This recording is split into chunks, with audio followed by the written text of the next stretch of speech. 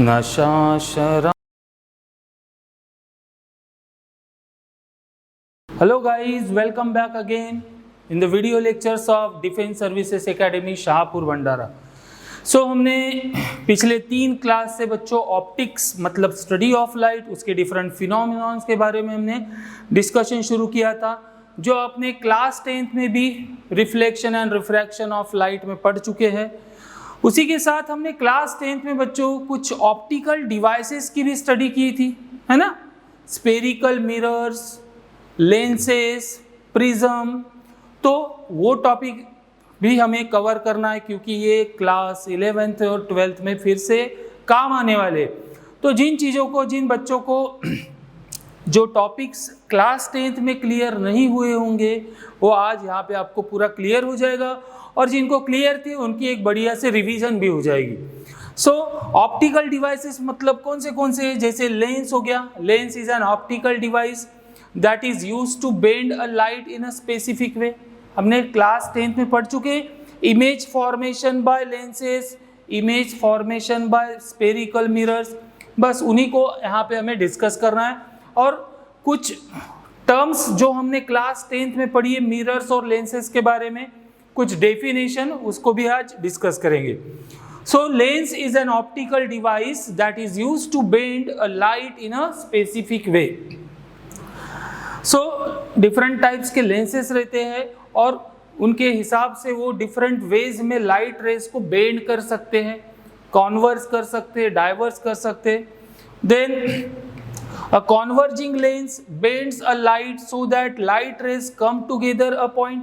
Converge करना मतलब क्या है, आपने क्लास 10th में पढ़ चुके। कॉन्वर्जिंग डाइवर्जिंग लेंस मतलब रिफ्लेक्शन होने के बाद अगर डिफरेंट लाइट रेज एक पर्टिकुलर पॉइंट पर आकर अगर मीट करती होंगी, समझ में आ रहा है। लाइट रेज ऐसी एक जगह पर एक कॉमन पॉइंट से पास होती होंगी, उस पॉइंट को हम फोकस बोलते थे। और ऐसी जो फिनोमिनॉन होती है that is number of light rays after the reflection meet at a particular point, और उस प्रोसेस को, उस फिनोमिनॉन को क्या कहते हैं हम बच्चों, कॉन्वर्ज होना। तो कॉन्वर्जिंग लेंस पढ़े थे हमने, डाइवर्जिंग लेंस पढ़े थे। डाइवर्ज करना मतलब different after the reflection light rays, यहाँ पर क्या हो रहा था, एक पर्टिकुलर पॉइंट पर मतलब एक दूसरे को क्रॉस कर रहे थे, और डाइवर्ज होने के बाद वो डिफरेंट डायरेक्शन में मूव होते and they will never meet each other. A converging lens bends a light so that the light rays come together to a point, and diverging lens bends a light so that it spreads apart instead of coming together। एक दूसरे को मिलने के बजाय वो different direction में क्या होते हैं, स्प्रेड हो जाते हैं, and they will never meet each other। उसी तरह ये तो बात होगी लेंसेज की। हमने सबसे पहले क्लास 10th में स्पेरिकल मिरर्स पढ़े थे। Mirrors reflect the light and allows us to see ourselves. बराबर है, हम खुद को आईने के सामने खड़े होते तो क्या होता है, हमारी पूरी इमेज वहां पे दिखती है। ये कैसे पॉसिबल होता है, जब भी लाइट रेज उस मिरर के ऊपर गिरती है तो लाइट रेज क्या होती है, रिफ्लेक्ट होती है। फिर हमारा जो भी ऑब्जेक्ट उसके इन फ्रंट में खड़ा है उसकी एक इमेज वहां पर फॉर्म होती है। मिरर क्या करता है, reflect the light and allows us to see ourselves, खुद को देखने के लिए हम उसका यूज करते। फिर क्लास 10th में आपने प्रिज्म का भी कुछ इंट्रोडक्शन पढ़े, है ना, डिस्पर्शन ऑफ लाइट में। A prism is another optical device that can cause light to change the direction, है ना। जब लाइट रेज को पास करते तो डिफरेंट डायरेक्शन में डिफरेंट वेवलेंथ वाली लाइट सेपरेट होती थी, और उसी को हम बोलते थे dispersion of light. Class 10th में उसको भी पढ़े। तो प्रिज्म क्या है, प्रिज्म एक सॉलिड पीस ऑफ ग्लास है, ग्लास टाइप मटेरियल से बना हुआ रहता है विथ फ्लैट पॉलिश्ड सरफेसेस, है ना, पढ़ चुके हम। प्रिज्म में क्या होता है, इस तरह का शेप होता है उसका, 2 रिफ्लेक्टिंग सरफेसेस होती है, एक पे लाइट इंसिडेंट होता है, फिर उस पे गिरने के बाद लाइट डिफरेंट रेज में क्या होती है, सेपरेट हो जाती है। Separation of light phenomenon by using prism, ये भी हमने क्लास 10th में डिस्कस कर चुका है। तो आज सबसे पहले बच्चों हम स्फेरिकल मिरर्स क्या होते हैं, उसके various types different terms definitions discuss करेंगे। सो स्पेरिकल मिरर सबसे पहले क्या होता है? Suppose we have a hollow glass sphere, हमारे पास एक ग्लास से बना हुआ खाली स्पीयर है, नॉट अ सर्कल, ओके, एक स्पेरिकल शेप का मिरर है। अगर मैं इसका कुछ सर्टन पार्ट कट कर दिया तो हमें क्या मिलेगा? इस तरह से कर्व सरफेस मिलेगा, है ना।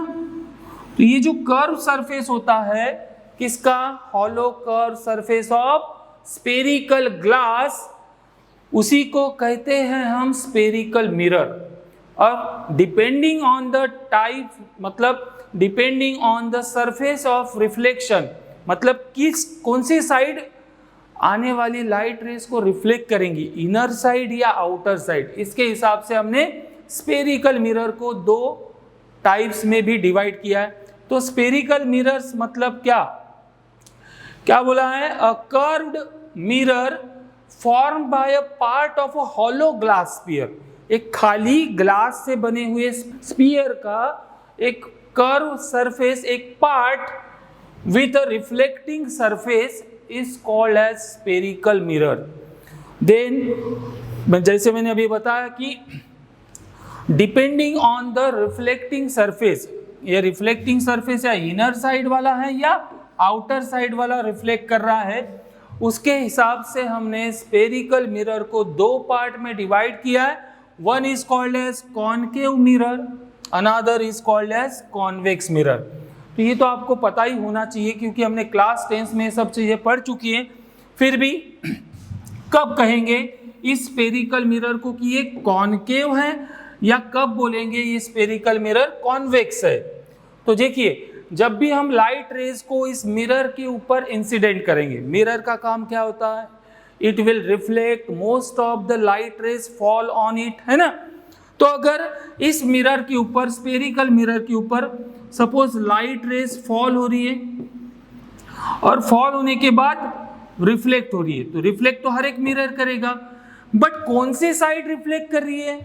इनर साइड, ये जो अंदर वाली साइड है, हॉलो स्पीयर की जो हॉलो वाली जगह है, वो अगर रिफ्लेक्ट कर रही है तो इनर सरफेस अगर रिफ्लेक्टिंग सरफेस का काम करता है तो ऐसे मिरर को कहेंगे बच्चों हम कॉनकेव मिरर। कौन सा मिरर? कॉनकेव। कब? उस स्पेरिकल मिरर का इनर सरफेस लाइट रेस को रिफ्लेक्ट करता होगा। और कॉन्वेक्स कब कहेंगे? कॉन्वेक्स मतलब इसका जस्ट उल्टा, है ना। अगर इसका आउटर जो सरफेस है, ये आउटर सरफेस आने वाले लाइट रेस को रिफ्लेक्ट करता होगा तो हम ऐसे मिरर को क्या कहने वाले हैं? Convex mirror. तो सिंपल सी डेफिनेशन है, अगर इनर साइड उसका रिफ्लेक्ट करता होगा, एज ए रिफ्लेक्टिंग सरफेस करके काम होता है, तो हम उसे कहेंगे कॉनकेव। और आउटर सरफेस अगर रिफ्लेक्शन कराता है तो हम उसे कहेंगे कॉन्वेक्स मिरर। सो देखिए यहाँ पे कॉनकेव और कॉन्वेक्स मिरर की डेफिनेशन लिखिए। A concave mirror is a curved mirror with reflecting surface on a hollow side. जो खाली वाली साइड है ना, अंदर की साइड, अगर वो रिफ्लेक्टिंग सरफेस का काम कर रही है तो हम उसे कहेंगे कॉनकेव मिरर। और कॉन्वेक्स मिरर कब कहने वाले हैं? A convex mirror is a curved mirror with a reflecting surface on the outer side. तो देखिए इस डायग्राम में आपको दिख रहा है, यहाँ पर इनर साइड क्या कर रहा है? रिफ्लेक्शन कर रहा है ना। सो इस मिरर को हम कहेंगे कॉनकेव मिरर। और यहाँ पर देखो आप डायग्राम में दिख रहा है, जो आउटर सरफेस है इस मिरर का वो रिफ्लेक्शन कर रहा है। इसका मतलब क्या है? This is nothing but a convex mirror. Now in mirror के साथ जुड़ी हुई कुछ टर्म्स वन बाय वन उस डेफिनेशंस को भी हम डिस्कस करते हैं। सो ये हमारे मिरर्स हो गए। अब इन मिरर में सेंटर ऑफ कर्वेचर क्या होता है, रेडियस ऑफ कर्वेचर क्या होता है, फोकस किसे कहते हैं, पोल किसे कहते हैं, प्रिंसिपल एक्सिस किसे कहते हैं, ये जो डेफिनेशंस आपने क्लास 10th में भी पढ़ी है। कुछ बच्चों को कंफ्यूजन रहता है इसमें, तो वो आज फिर से हम यहाँ पे डिस्कस करने वाले हैं। तो चलिए सबसे पहले सेंटर ऑफ कर्वेचर क्या होता है। फिर से एक बार हम डायग्रामेटिकली इसको समझते हैं। हमारे पास पहले क्या था, एक हॉलो स्फेरिकल शेप का मिरर था, है ना, स्फेरिकल शेप का था पूरा। अब इसका कुछ पोर्शन मैंने कट कर दिया, बट देखो जब भी स्फीयर की बात करो या सर्कल की बात करते हैं हम, तो क्या होता है, स्फीयर या सर्कल को एक सेंटर होता है ना। अब मैं इसको एक पार्ट कट कर देता हूं इसका, ठीक है। तो ये बचा हुआ पार्ट को हमने क्या कहे बच्चों, part of a hollow mirror, hollow spherical mirror, इसको ही क्या कहे हमने, स्फेरिकल मिरर बोले, है ना। अब ये जो पॉइंट था वो उस हॉलो मिरर का क्या था, सेंटर था, और उसी सेंटर को हम इस स्फेरिकल मिरर का भी क्या कहने वाले हैं, सेंटर, या उसको हम दूसरा नाम देते, that is centre of curvature. क्योंकि अभी हमारे पास स्फीयर नहीं बचा है, हमारे पास एक कर्व सरफेस बचा है। तो इस कर्व सरफेस को अगर हम कंप्लीट करते हैं स्फीयर के फॉर्म में, तो उसका जो सेंटर रहेगा, उसी सेंटर को क्या कहेंगे हम, सेंटर ऑफ कर्वेचर। सो चलिए डेफिनेशन रीड कीजिए, क्या बोला है, the centre of curvature of a curved mirror is defined as the centre of hollow glass sphere. जो पहले हमारे पास खाली वाला ग्लास स्फीयर था, उसका जो सेंटर है, सो देखिए, centre of a hollow glass sphere which is the curved mirror was previously, है ना, जो पहले कर्व मिरर था उसका एक पार्ट है, तो उसका जो सेंटर था हॉलो स्फीयर का, उसी को हम कहेंगे उस मिरर का centre of curvature. Next definition क्या है बच्चों, रेडियस ऑफ कर्वेचर। अब रेडियस मतलब क्या होता है, सेंटर और उस सरफेस तक का डिस्टेंस, है ना। जैसे स्फीयर है, ये उसका हो गया सेंटर, तो सेंटर से इसके जो सरफेस है वहां तक के डिस्टेंस को हम रेडियस कहते हैं। बस वही चीज अगेन हम क्या कर दिए, इस स्फीयर को ये बना दिए हमने स्फेरिकल मिरर, तो सेंटर ऑफ कर्वेचर और ये जो पॉइंट है सरफेस का, उनके बीच का डिस्टेंस रहेगा हमारा रेडियस ऑफ कर्वेचर। सो क्या कह रहा है radius of curvature, the radius of the hollow sphere of which spherical mirror was a part. क्या बोल रहा है, हमारे पास पहले स्फेरिकल शेप का मिरर हॉलो स्फीयर था, उसका एक पार्ट निकाले, उसको क्या किया हमने, स्फेरिकल मिरर। तो स्फेरिकल मिरर उस हॉलो स्फीयर का पार्ट था, तो उस हॉलो स्फीयर का जो रेडियस है उसी को क्या कहेंगे हम, रेडियस ऑफ कर्वेचर।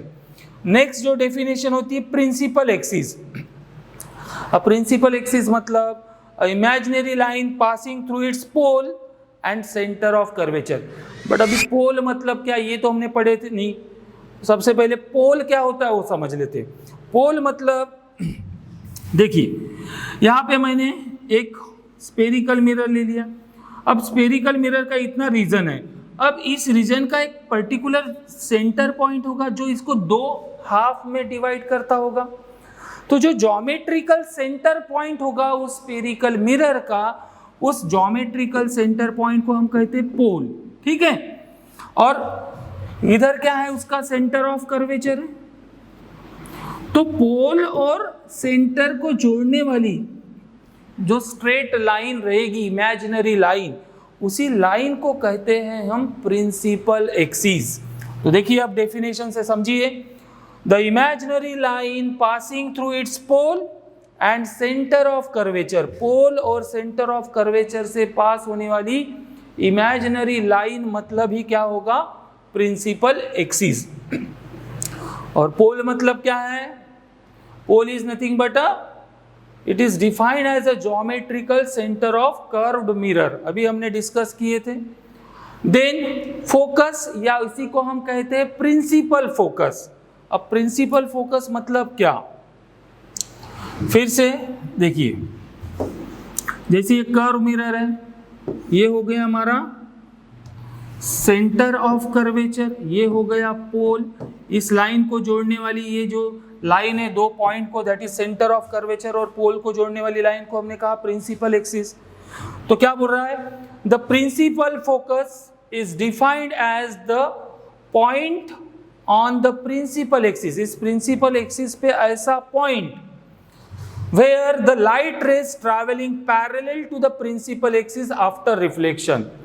जो लाइट रेज प्रिंसिपल एक्सिस को पैरेलल थी, आफ्टर रिफ्लेक्शन होने के बाद उस पर्टिकुलर पॉइंट से अगर जाती होगी तो उस पॉइंट को क्या कहेंगे हम? फोकस। समझा?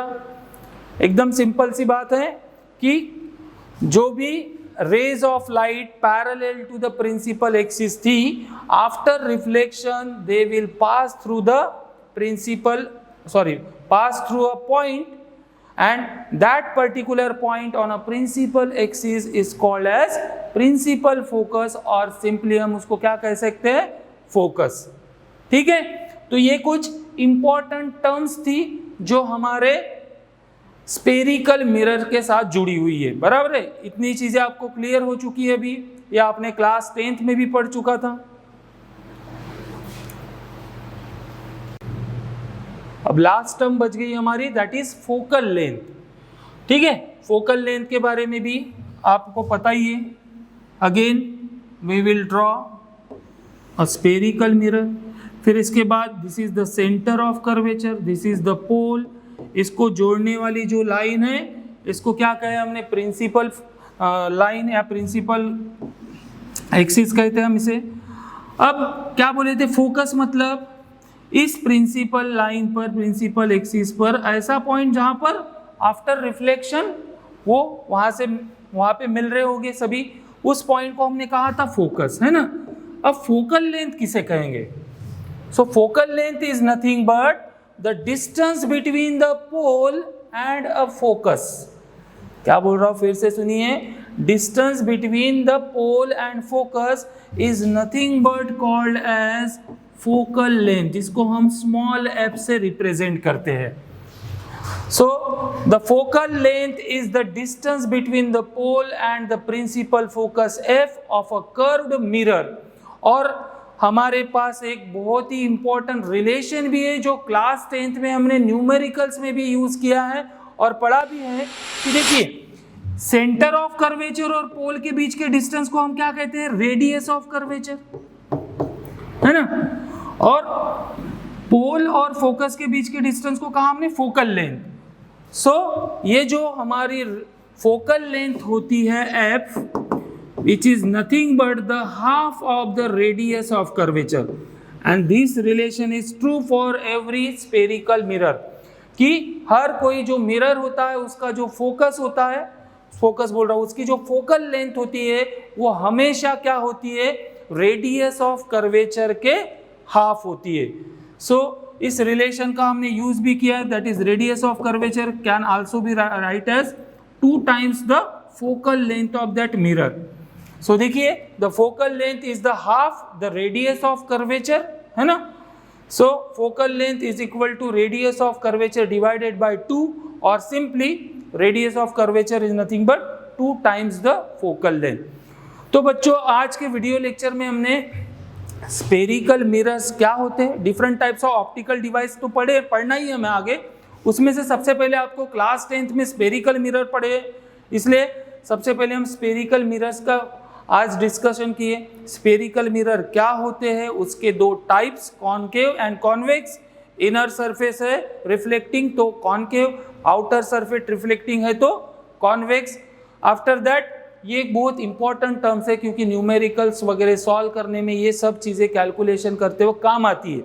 तो किसे क्या कहते हैं? पोल क्या होता है, प्रिंसिपल एक्सिस क्या होती है, फोकस क्या होता है, फोकल लेंथ क्या होती है, radius of curvature, centre of curvature, ये जो इंपॉर्टेंट टॉपिक्स है, मतलब हम बोल सकते हैं ये क्या थे? हमारे एक इंपॉर्टेंट टर्म्स थे जो स्पेरिकल मिरर से जुड़े हुए। तो आज के वीडियो लेक्चर में इसको डिस्कस किया। अब आपने ये रिलेशन तो पढ़ा, बट ये कैसा आता है इसका प्रूफ आपने नहीं पढ़े थे, तो हम इसका एक छोटा सा प्रूफ भी आने वाले नेक्स्ट वीडियो लेक्चर में डिस्कस करेंगे। ओके, तो मिलते हैं नए वीडियो लेक्चर में नेक्स्ट क्लास में। आज के जो भी टॉपिक्स है आप कॉपी में प्रॉपरली नोट डाउन कर लीजिए क्योंकि ये क्लास 11th में काम आने वाला है फिर से। ठीक है, तो चलो, thank you very much and have a nice day.